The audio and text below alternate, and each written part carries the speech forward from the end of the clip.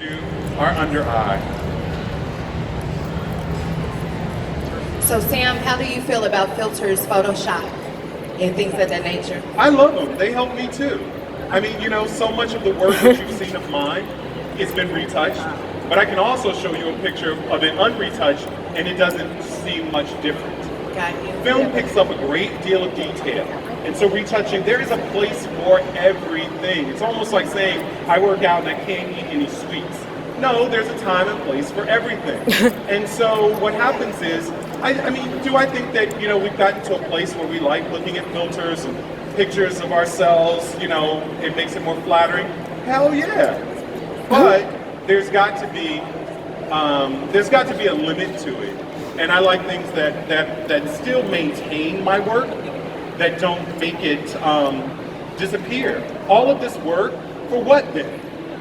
You see what I'm saying? Why would I do all of this if I felt that I could get this from retouching? And I've worked with photographers who would say, like, it's okay, you don't need to do all that, we'll just retouch it. And those aren't usually the relationships that I love the most. I love working with people who allow the work to be the work. So now, I'm gonna go back in, and when you talked about what do you do with someone without as prominent a nose, I'm gonna go back in with a highlighter as well. Now this is the same highlighter that I'm gonna use to open up the bridge of the nose.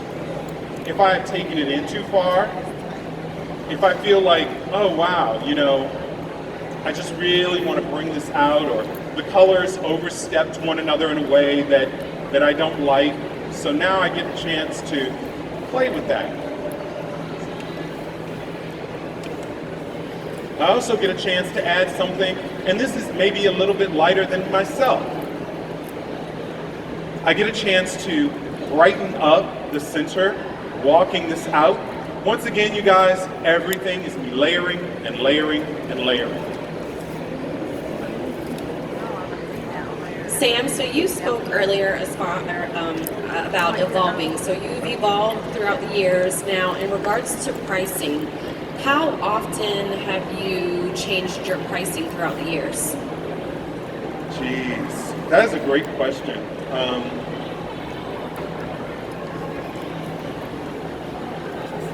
I'm going to come back to that. Because it's a really good one. What's your name? Huh? Ville Marie. I'm sorry, Bill? With a V. Ville Marie. I'm sorry. It's okay. Tell me again. Ville Marie. Bill Marie. Yes. See, sometimes it just don't work just listening. Bill Marie. I'm going to come back to that. It's a great question. So notice how I'm just working this concealer. Now I'm using another color. All those palettes y'all have, put them to use. They're really only meant for artists. Every time you walk a color out, the more believable it's going to be. And what do I mean when I say walking a color out, y'all? Blending it out into the area that you've already placed color. It can't help but blend effortlessly. Look straight ahead. See what I'm saying? So now I'm not getting this telltale sign of highlighting and contour. I'm not looking for a beauty blender to blend it all together into one thing. I want the light to stay underneath her eyes, but I want it to also look seamless. Hi, Sam. Hey, I have a question for you. Are those products that you're using on her own products? no, Are you just flipping the sponge around? I love you. Where you at? Thank you. Are these her products? Yes. Heck no. No. But what's your question? I'm asking how you're going back and forth between her face and into the product. Are you flipping the sponge around every time you No. double dip? So how I clean my products. It's a new sponge. There's really, the only bacteria-carrying products are mascaras. I can use different mascaras and eyeliner, things that go in, things that lay on the skin, like a cream foundation.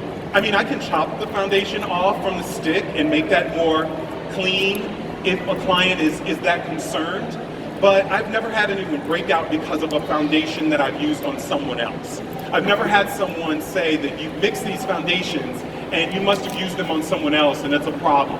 Now, if you break out from cream foundation, that's one thing, but you won't break out from a foundation that I've used on someone else. And mind you, I'm not an esthetician. I do understand that there's certain things that make people comfortable, but if it's a mascara or an eyeliner, I'll be more than happy to switch those things out. But foundation, no, no. So how are you cleaning your cream foundations? You just leave it as is? Wait, say, I'll just take a tissue and just wipe the first layer off. I mean, some people spray it with alcohol. They're different, you know, they're different techniques. But for me, a lot of times just wiping off the first layer does the trick. Unless I'm walking over like an open sore, I'm really not concerned about how quote unquote clean it's going to be. Yeah. Are you an esthetician? I can tell. Yes. Makeup artists don't think like that, right? Like, girl, you got this palette, it works, it's your color. That's how we do it. Yes. I'm sure there's something that you can spray. They've had antibacterial sprays now, they have tons of things. 30 years deep, not been my concern. I hear you though. It's always an estheticians. I'm messing with y'all. Hi, Sue. What's up? How do you determine the difference between on-camera makeup and regular everyday makeup on your clients or celebrities? How do you determine that? I guess it would be a different coverage. That's what I'm thinking. Where are you? Different personalities. Patti LaBelle wanted day, night, and nude. Period. Kenya Moore want 4 lashes on no matter where she going. Period.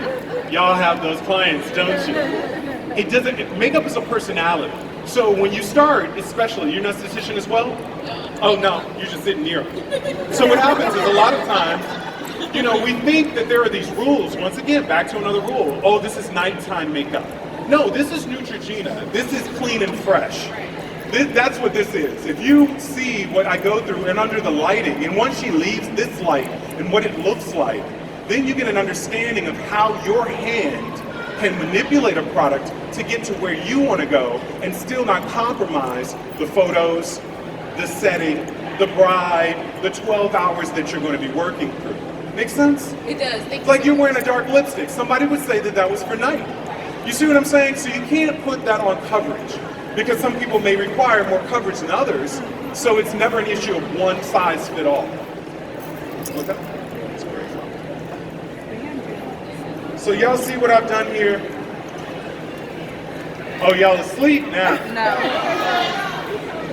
So you all have seen what I've done now? Yes. Okay. So I have highlighted, I've contoured, I've added color, I've bronzed around the forehead to the point, and I hate doing this to Gina all the time. She's used to it, she's a lovely model, but even to the point that you forget what her natural color is. You're creating this dimension. Do you all see that?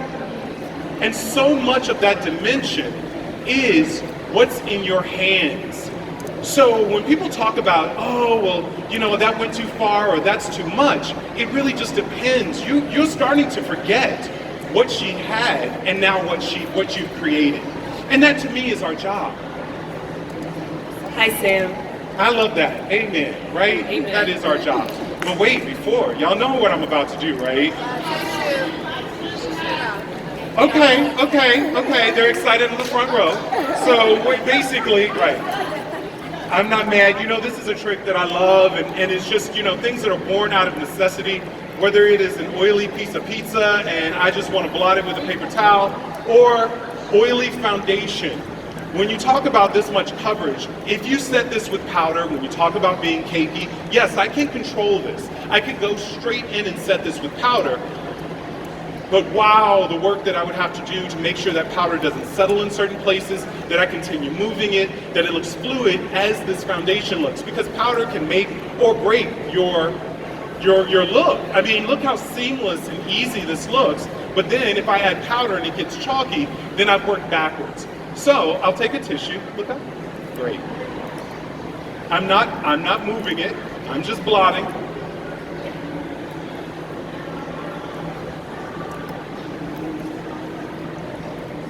And just taking off that layer of excess oil. And to me, now my powder won't grab as heavily. I can lay any kind of bronzer product. I can allow this to glow. I'm going to set it only in specific areas to allow the skin to look like skin. But this is my Neutrogena commercial with Gabrielle Union.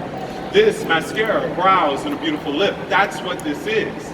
Y'all get it? Yes. Okay, really, y'all? It's the quiet section over there. Give her the mic.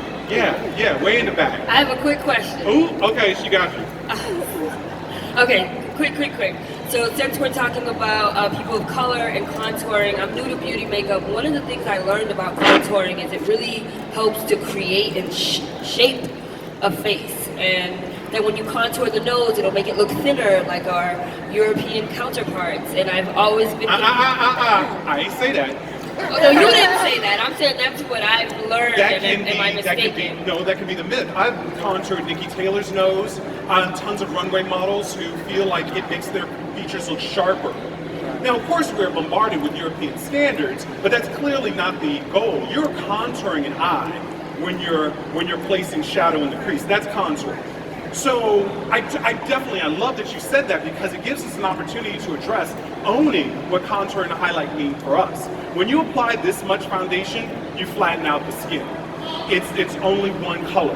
That's not what she came with. I'm trying to separate and compartmentalize the forehead from the cheeks to the nose to the jawline.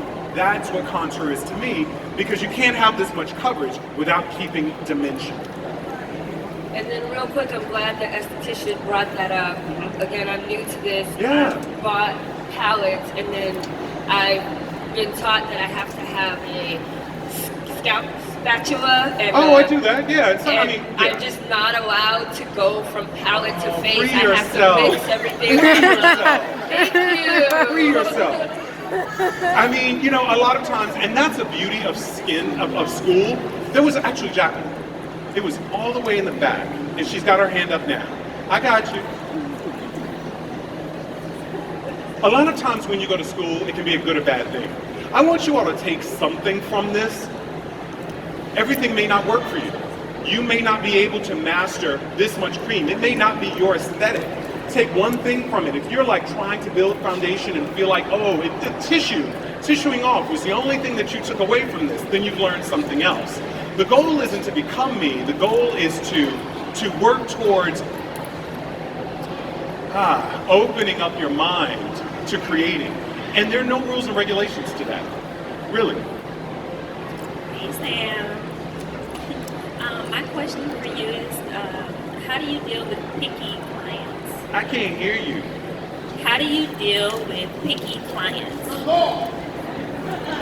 Wait, I didn't get that. How do you deal with picky clients? How do I feel about keep looking up? One second. Like clients that are really picky and difficult Oh. about their makeup. I wouldn't have a client if I didn't have those. Child, as much as they paying me, they can be as picky as they want. I am a servant. And as much as I charge, I can give you whatever you want. That is our job. Within reason. What do you mean picky? I mean, because the thing is, I wanted a red. Not a blue red, but a pink red. No, in fact, I think an orange red. Take this off, let's do a nude. I got the time, I can do this. I try to cross out all of those boxes before I get to a place where I'm solid on something. If I'm starting a smoky eye or an open eye, you guys understand that? Then there's only one way to go. And I don't want to have to take this off. But I've been asked by photographers, I really wanted the crease, they were very specific about it, but I really feel like a smoky eye would bring more out on her. I can't say no, it's going to take me a little time, but this is where your basics come into play. You quiet yourself and you really realize that you can do this and it's not an issue. It's not a hardship, but picky is, and there's a difference. There are clients, you attract who you are a lot of times, and when I look at Iman and when I look at Halle Berry or Vanessa Williams, they are very particular, but they also, you have to know, with all these women in this audience, and men, we're talking about barbers and locks, we're very particular. Of our servants, So put ourselves in that position and think about, maybe this person isn't for you.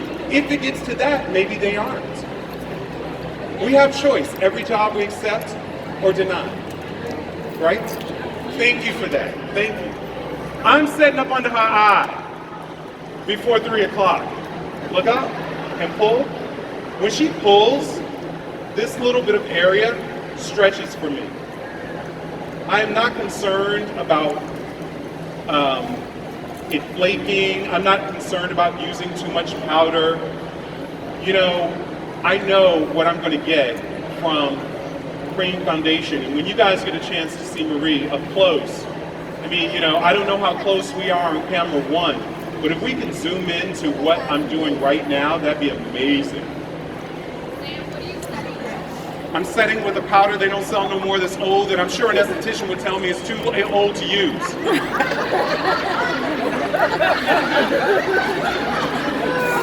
But powders don't go bad. I'm just saying. When you're a makeup artist long term, I'm sorry, I'm getting powder on the Elias, child. Let me get this off. There you go. Good. So now what I'm going to do, I'm just going to set the center of her face. And then with Iman Loop press powders, first brush, y'all. First brush, just softly whisk this away. So see how far down I brought this loose powder? See how far down I brought that loose powder? Because I want it to meet in the same way that I would bring my concealer down to meet my foundation.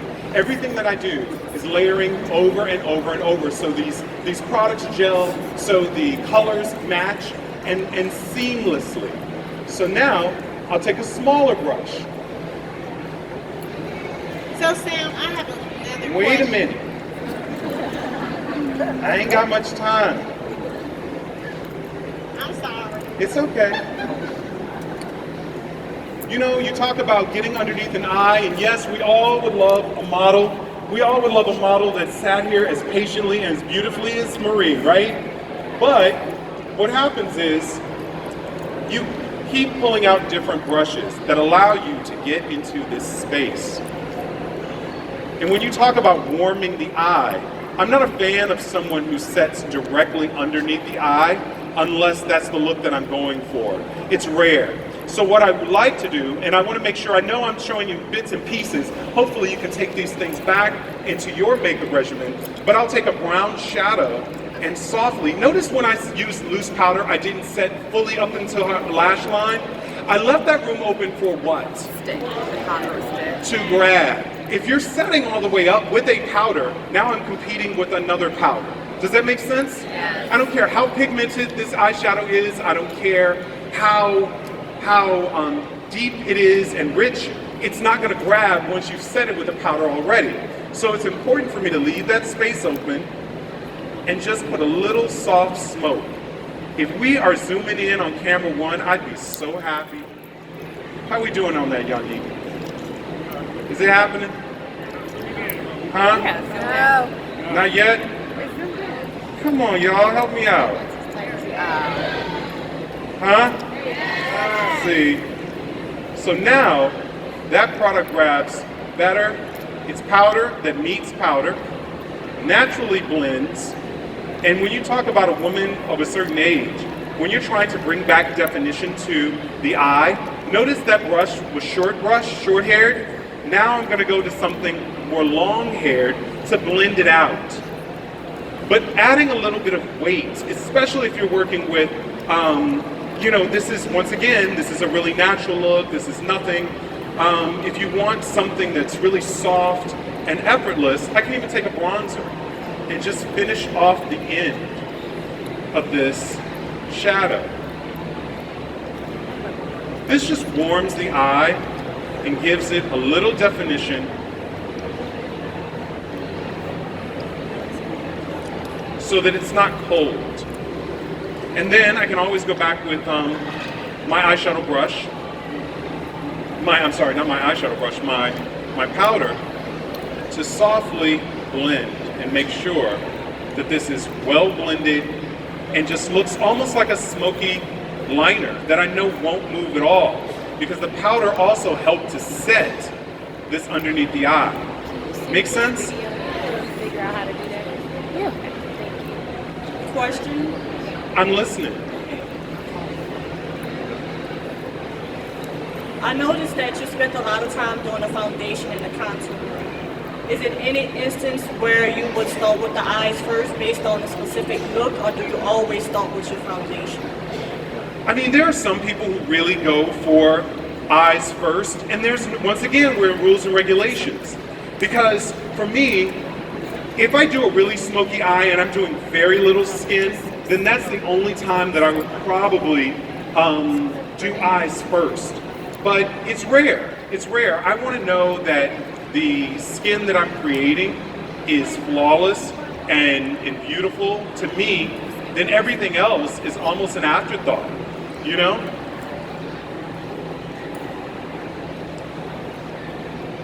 Hi Sam, it's Cece. What's up, Cece?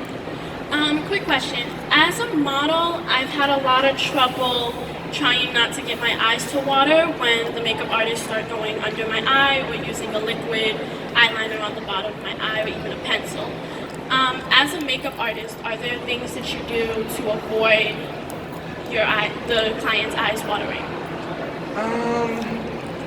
I do find that having them look up, you know, when you have an artist, when you have a lot of times it's really interesting. Did you see how close I got to her eye? It's not just that she's not, you know, irritated. It's also the fact that she's looking so far up and I'm not, you don't see powder flying around underneath her eye. You don't see me overworking the under eye area. There's always going to be someone who's very sensitive. In this day and age, if you are having to fling powders around, the beauty of all of these highly pigment eyeshadows is that you need so little to go a long way. So even with mascara, all I have to do is touch the lashes and let that dry and then come back and really build them up. But ultimately, if you're overworking the under eye, it's always going to be a problem. But I always say, head down, look up, great. So the under eye area is completely mine. And I'm nowhere really, you know, wearing her out with that. You see what I'm saying? Hi Sam, my name is Myra. I have a question What's up? for you. How are you? I'm an esthetician as well, so we Oh, were taught God. to. I'm gonna do an esthetician free class. I'm also a makeup artist as well. Okay. But we were taught to layer our products, so I know that you did not go in. I'm kind of Wait, you were backtracking. taught to? Layer products. Uh-huh. So I noticed that you went in with a moisturizer and not a serum first. Where are you? Thank you. I love it when y'all stand. You know I'm sitting there looking for you. So you were taught to layer your products. Yes. What does that mean? So you would go in with something with the thinnest viscosity. So your serum, and you would come back in behind it with like your SPF and then your moisturizer, and then you would go into your base. So is that something that you completely admit for every client? No, it just depends. Everybody's not on the same skincare regimen, so now you're assuming they are. Okay. And unless you're going to be like someone, like if I'm with Queen Latifah a great deal, I will have certain skincare products, makeup removers that she enjoys. But unless you're that personal with the client, you may not have the time or like there are certain sprays that prime the skin. That's great. And to get what you want out of products, skincare products, there has to be a certain layer. You do the SPF first, then you layer moisturizer. So yeah, I got it. I ain't concerned. Because if you ain't got on SPF, it really doesn't mean anything to me. Because we're not doing the outside shoot and the makeup's not going to reflect that. And it might actually get in my way because of zinc or anything else might kind of throw what I'm seeing on the skin. Okay. So a lot of times I really stay in my lane when it comes to skincare. Okay. Yeah, but layering for sure, for sure. I love my estheticians. They always make it hard for me. Quick question, Sam. Sure. Setting powder versus setting spray. They're two different things. They're two different things. A setting spray is really after you've done makeup, right? Yes. I don't use it. Use it, Gunny? I love it. He got a big old bottle with him now. Who's this? Give him a plug, somebody. Who? Krylon. Use there. So hold it up high. Somebody's gonna go buy that today. But you do that after you do makeup, right? Yes. Right. See, that's not setting powder. See, cream powder is to cream foundation what top coat is to nail polish. Now what he's doing afterwards, he's setting the whole thing, which also takes off the first layer of powder, makes it look more realistic. Sometimes you can do it with Evian spray. We've gotten to a place with fixins that they belong in our kit at a certain point, but you gotta know when to use them, but they're two very separate products. Yes. I'm gonna do a quick So do you use brow. them both together? You would. I don't use a setting spray, I use powder. So if you put a powder, I guess I should ask Yanni, would you then go and set it down after as well? Yeah. Okay, I didn't know. It's more of a fix-it. It's not actually setting. How could you use a setting powder, a setting spray underneath her eyes to not crease foundation? See what I'm saying? So you start thinking of it that way. Very crucial pieces to makeup long before you get to an overall setting powder. So I'm going to do a quick brow, and then I'm going to say my last question about rates. I ain't forget you. Now I forgot your name. Bill Marie. See, my sister's middle name is Marie, so Bill Marie. Got you. A lot of times filling in women of color brows, a lot of people start out with black. I start out with brown. Just like our skin has dimensions, so do our brows. I don't want a brow that is fully drawn in. I want it to be gently created. I'm gonna bring in the head a little more. I'm gonna, elongate the tail. And of course, the tail is always the skimpiest, so you're always gonna need a little bit more weight in this area. Right, y'all? Right. Sam, I had a question for you. We're in the middle of a brow. Okay, I can.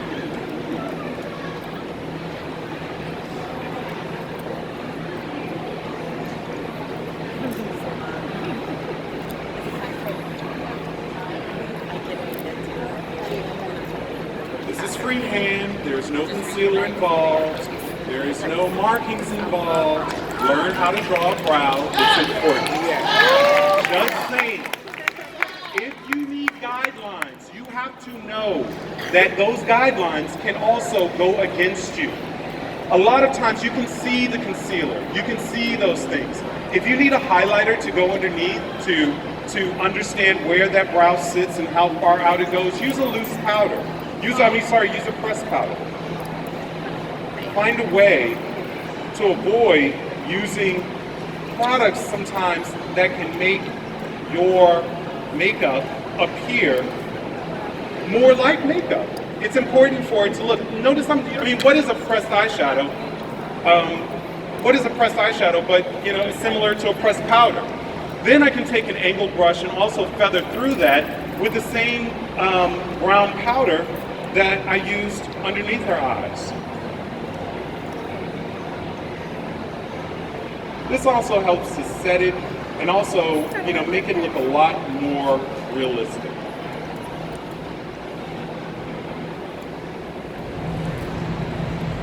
You can go with that question now. So you actually just answered my question, which was, do you recommend putting anything else under the brow besides foundation or neutralizer, anything like that, and you said powder, so never mind. See, so I'm psychic too. So what happens is, honestly, I would rather use pencil. It's challenging because, you see it so many different ways. I've seen it done so many kind of ways.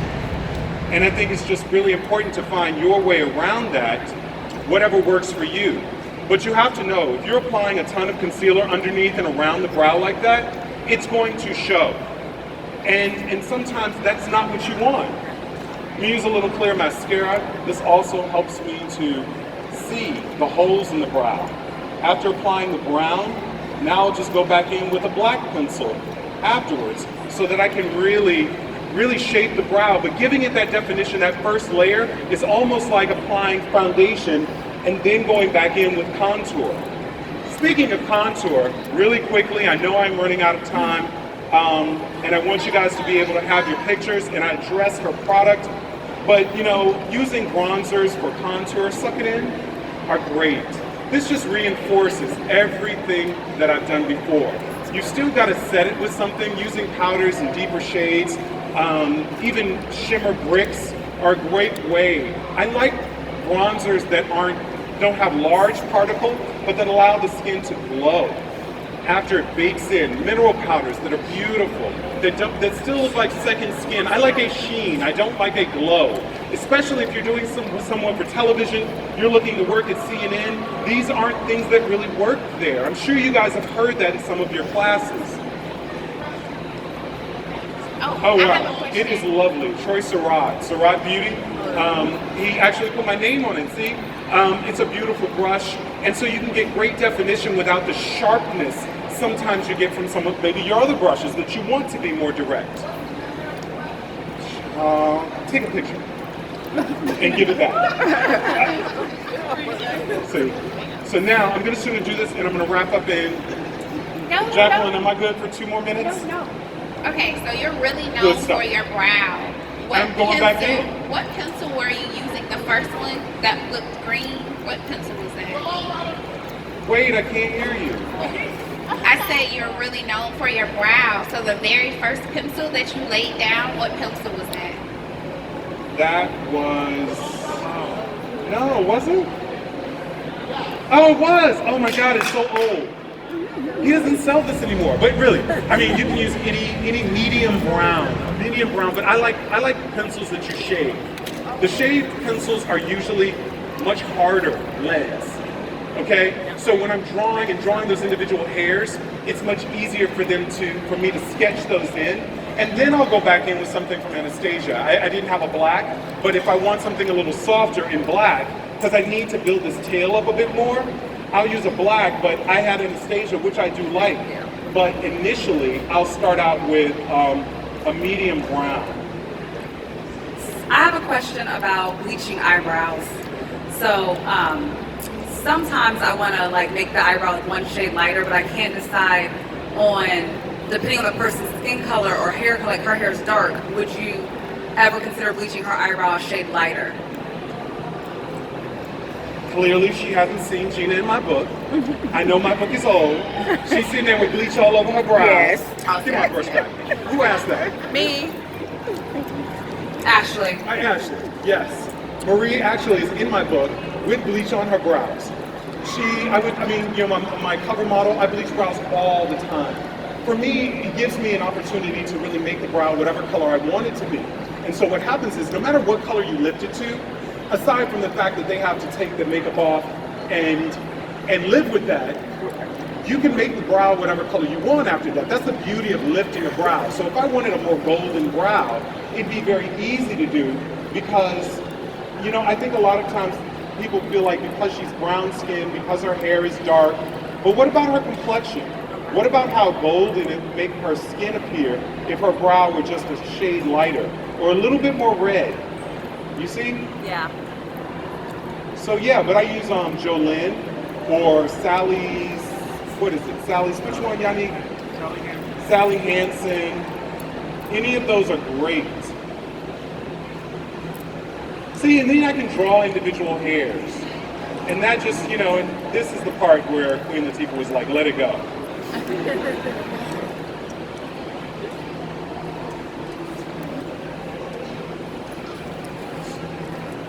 So, one more question, I'll take yours, and then we'll wrap up.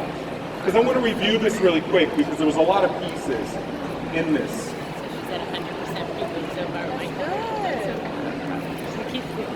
Hi, I'm Christina. What's up? What bronzers would you recommend for darker skin complexions? Because I know you were saying about. I can't hear you. I'm sorry. What bronzer for darker complexions? Darker than who? Your color, her color, who? Her color or darker? See, I would use a bronzer. I do like the Laura Mercier, the Shimmer Brick. This is really nice. I also use Dark from Cargo. When you want a bronzer, you want something with a little bit of glow, so it does have a deeper shade here that I use, but you really do have to keep looking for them. This is Golden Mosaic. Yeah. So, when I first accepted this opportunity to come to IMATS, I really did think about when I first was here at Warner Brothers teaching makeup, and the thing that I remembered was that we're so much further along because of social media. And I thought about what kind of look, what did I want to leave you all with as an educator? And that was the basics. For me, cream foundation, really laying that foundation, making sure it blends, using the right sponges. I even switched sponges when I applied loose powder to make sure that it didn't settle in fine lines. I didn't bake underneath the eye because I want that loose powder to move and I want it to look like skin. Notice I haven't set anything other than the center of underneath her eye. I'm going to get a glow from her natural glow. I would normally set the center of her face, down the nose, the zone that's usually more oily and more porous. It also wanted to look a bit more smooth in film and in cameras. So I also wanted to leave you guys with how to work underneath the under eye area to perfect a brow, to get around some of the things that we've seen on Instagram that are sometimes can be helpful but also crutches. Learning how to draw a brow without concealer or needing to clean it up in such a strong manner to make a more natural looking face, something that can walk the red carpet and not show but can also be timeless. So thank you all. I love your comments. Thank you for coming out. I appreciate your support. And I'll see you on Instagram. Tag me because yours are going to be the pictures that I post. Thank you. Sam! Oh, I did have that last question. I'm sorry. They didn't turn the mic on. I'll tell you personally. I want to know. They're like, get out. Okay, bye y'all.